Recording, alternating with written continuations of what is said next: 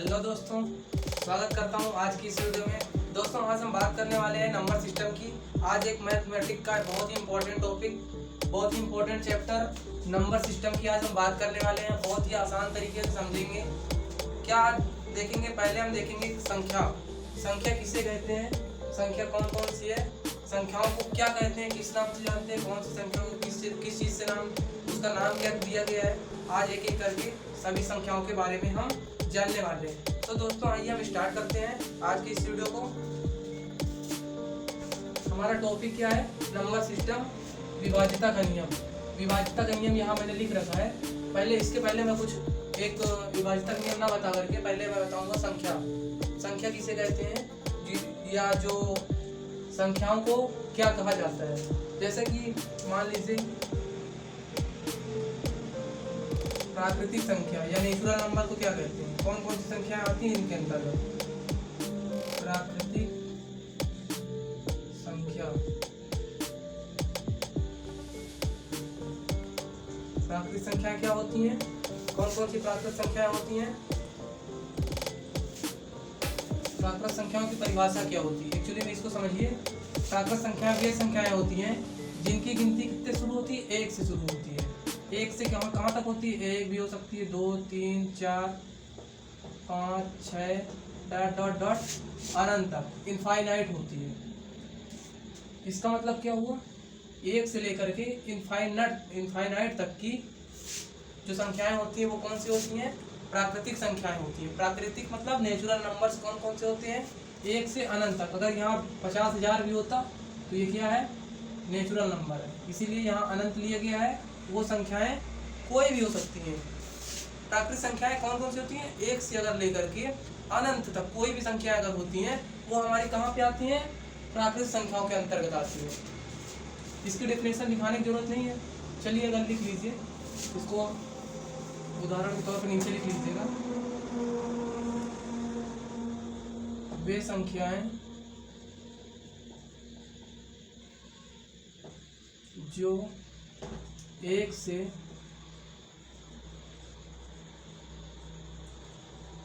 शुरू होकर अनंत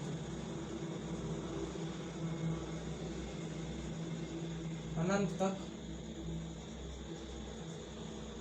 जाती हैं वे प्राकृतिक संख्याएं कहलाती हैं। अपनी भाषा मैंने परिभाषा को लिखवा दी है, प्राकृतिक संख्या कहलाती है।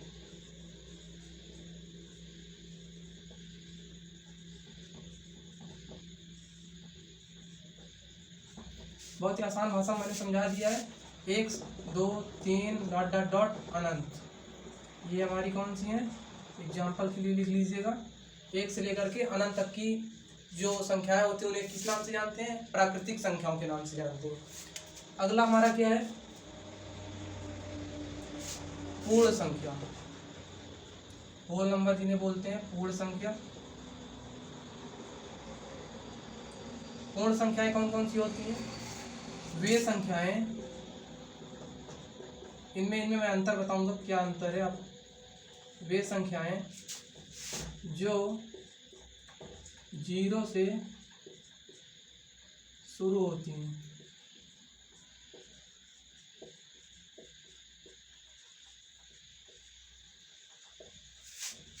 और अनंत तक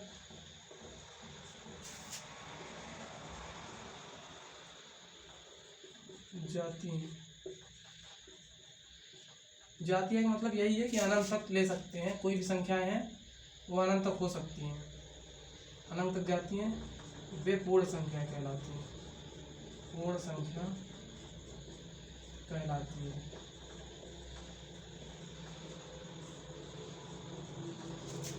अब यहाँ देख लीजिए 0 1 2 3 4 डॉट डॉट डॉट करके इनफाइनाइट।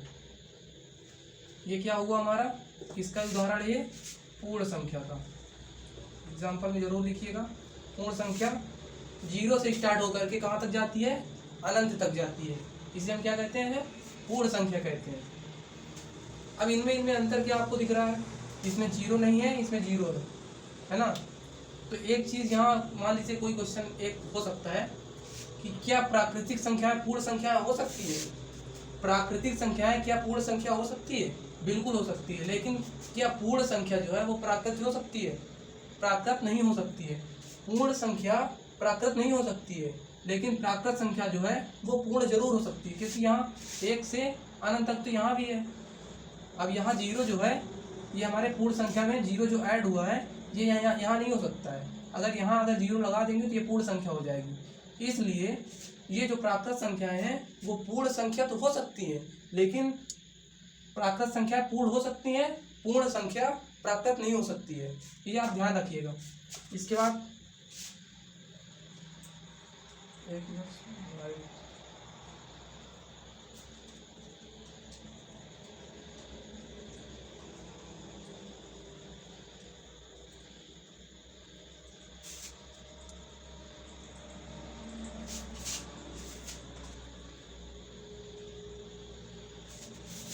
चलिए अगला देख लेते हैं।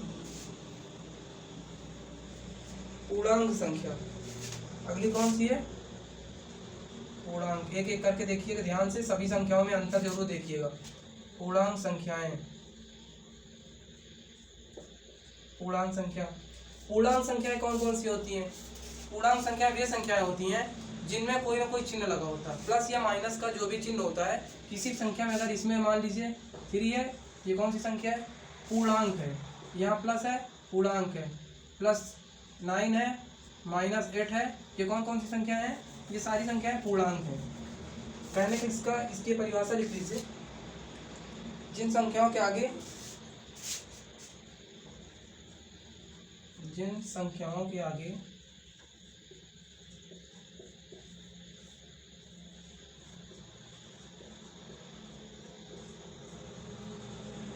कोई धनात्मक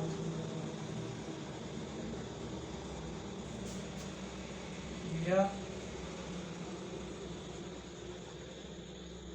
ऋणात्मक चिन्ह मौजूद होता है,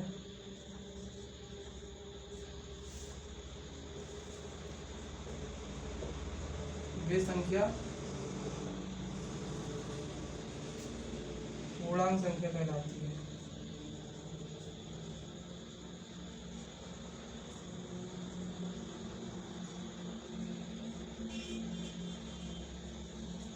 वो संख्याएं कौन सी संख्या कहलाती है? पूर्णांक संख्या कहलाती है। कहने का मतलब क्या है? मैंने बता दिया। अगर -8 है तो पूर्णांक संख्या है। वो कोई भी संख्या है अगर उसके सामने उसके आगे माइनस या प्लस का चिन्ह लगा है तो वो संख्याएं कौन सी हैं? पूर्णांक संख्या है। यहाँ लिखा हुआ है पूर्णांक संख्याएं हैं। एग्जाम्पल में देख लीजिए।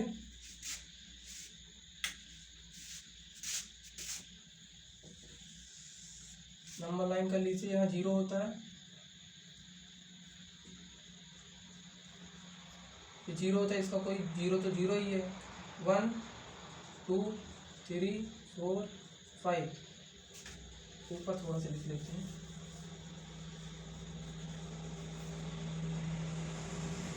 नंबर लाइन है 0 1 2 3 4। इधर तो प्लस में है, इसके पहले तो प्लस है ना। 1 2 3 4। और ये संख्याएं जो 0 की इधर होती हैं वो कौन सी संख्याएं होती हैं? माइनस में होती हैं।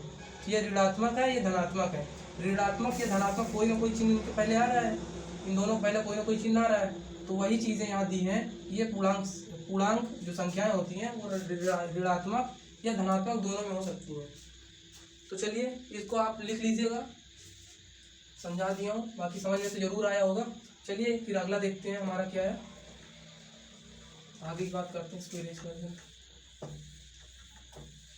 बहुत ही अच्छी तरीके से समझ में आएगा, बस आप समझने की कोशिश जरूर करिए।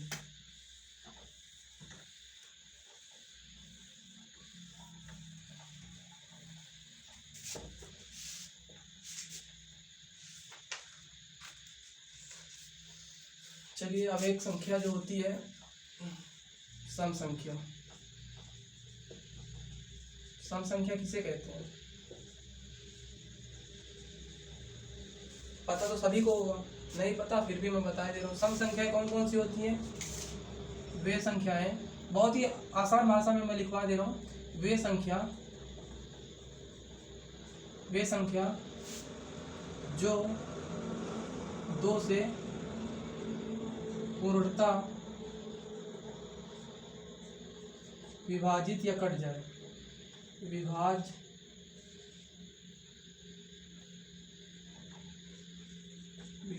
हो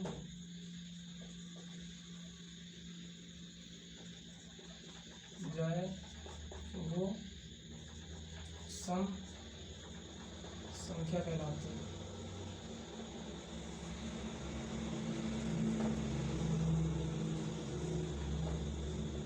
उदाहरण के तौर पे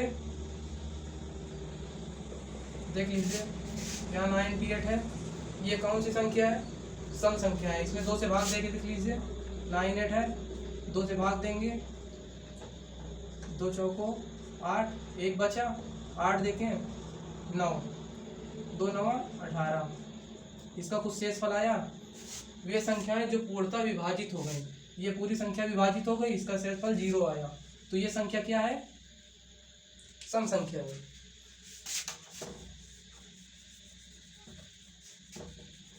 एग्जाम्पल में लिख लीजिए, जैसे कि 4 12 16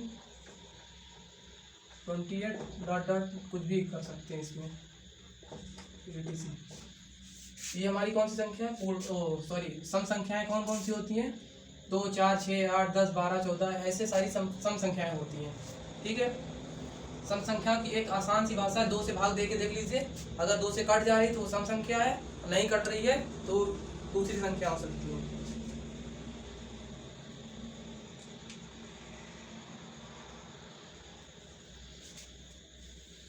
तो आइए हम विषम संख्याओं की बात कर लेते हैं, उसके बाद हमारी है विषम संख्या।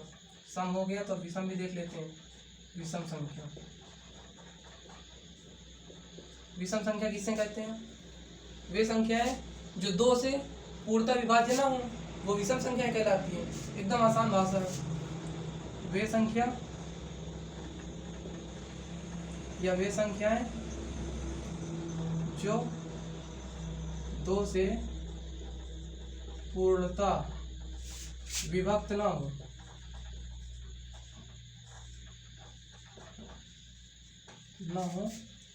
उन्हें विषम संख्या कहते हैं।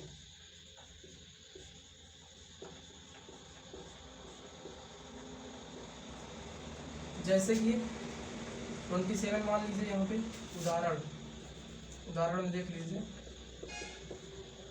27। अब इसमें 2 से भाग देख लीजिए, 2 से भाग दीजिए, 2 2 7, 2 3 6 1। यहाँ शेषफल कितना बच रहा है? रिमाइंडर क्या बच रहा है? 1। तो यहाँ पे क्या दिया है? वे संख्याएं जो 2 से पूर्णतः विभक्त ना हो, तो ये कहाँ विभक्त हो रही है? अगर 2 से विभक्त हो गई होती तो यहाँ पे शेषफल 0 आया होता, तो यहाँ पे विभक्त पूरी नहीं हो रही, इसलिए ये कौन सी संख्या है? ये कौन सी संख्या है? विषम संख्या है। अगर पूर्णतः कट जाती, यहाँ 20, यहाँ पे 0 आ गया होता, अगर यहाँ 8 होता तो यहाँ 8 उतारता, 8 आता तो यहाँ 4 बार जाता, यहाँ 8 आ जाता, ये कट गई होती तो ये क्या होती? 28। अगर यहाँ पे होता तो क्या होता? सम होता। इसलिए यहाँ पे अगर रिमाइंडर कोई ना कोई संख्या बच रही है 2 से भाग देने पे, तो वो कौन सा है? विषम संख्या है।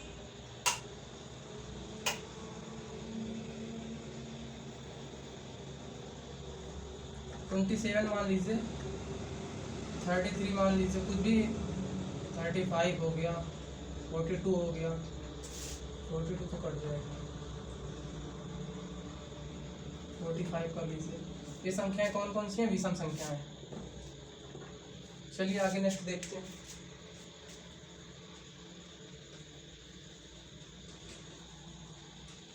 भाज्य संख्याएं देख लेते हैं।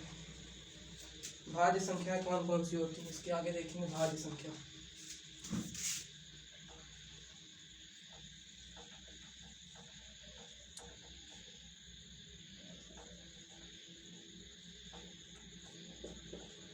भाज्य संख्या कौन कौन सी होती हैं? एक व स्वयं के अलावा अन्य संख्या से विभाजित होने वाली संख्या क्या होती हैं? एक या स्वयं से विभाजित होने वाली संख्याएं। मान लीजिए एक है, एक में अगर किसी संख्या से भाग देंगे तो क्या होगा? सभी संख्याओं में एक से विभाजित हो जाएगी, और अगर उसी संख्या से भाग देंगे तब भी विभाजित हो जाएगी। अगर इन दोनों के अलावा किसी संख्या से अगर भाग जाता है, अगर वो कट जाती है, तो वही संख्या भाज्य होगी। जैसे कि इसमें पहले परिभाषा लिख लेते हैं, एक व स्वयं के अलावा दूसरी अन्य संख्या से विभाजित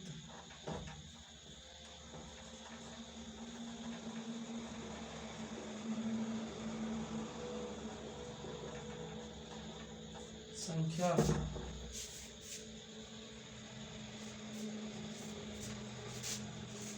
विभाजित होने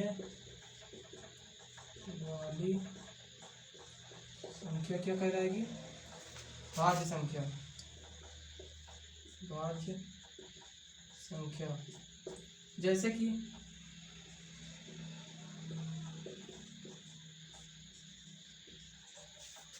कि क्या,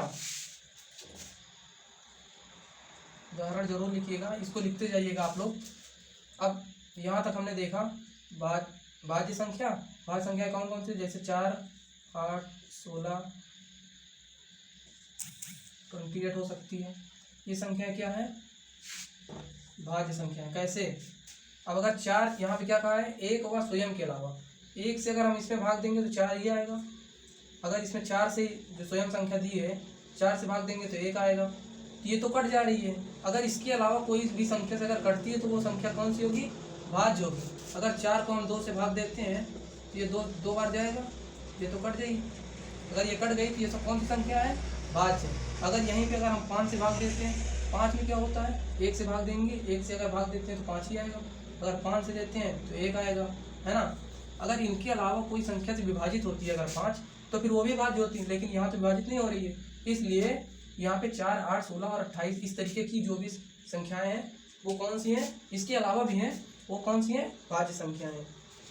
चलिए इसको आप लिख लीजिएगा पूरी डिटेल में, बहुत ही आसान परिभाषाएं लिखवा दिया हूँ। अब इसके अलावा देखते हैं कौन सा है, एक एक करके बहुत ही विस्तार में सभी की चर्चा करेंगे, बहुत अच्छे तरह मैथ समझेंगे। जिनको मैथ कठिन लगती है, कठिन कुछ नहीं है, बस छोटी छोटी बातें, जो छोटी छोटी चीज़ें हैं वो कॉन्सेप्ट क्लियर नहीं है। अगर ये क्लियर हो जाए तो मैथ बिल्कुल भी आसान लगने लगेगी।